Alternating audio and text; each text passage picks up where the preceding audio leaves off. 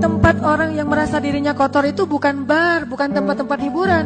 Tempat orang yang merasa dirinya kotor itu masjid. Jangan berpikir masjid itu tempat orang suci, karena tidak ada tempat orang suci di muka bumi.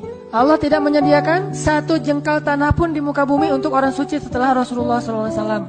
Yang ada di muka bumi hanyalah orang kotor yang ingin membersihkan diri. Maka Allah mengatakan, "Fala tuzakku anfusakum." Janganlah kalian kegeeran merasa diri kalian suci. Jangan ngerasa, saya mah orang yang udah soleh, orang udah baik. Ini mah tempat orang-orang soleh, jadi orang-orang yang banyak dosa mah jangan kesini. Salah, justru Allah gak suka kepada orang yang merasa dirinya suci dan merasa paling soleh. Inilah tempat orang-orang yang ingin membersihkan diri. Berarti dia ngerasa dirinya kok kotor. Apa kata Allah di akhir ayat ini? Wallahu yuhibbul mutahhirin.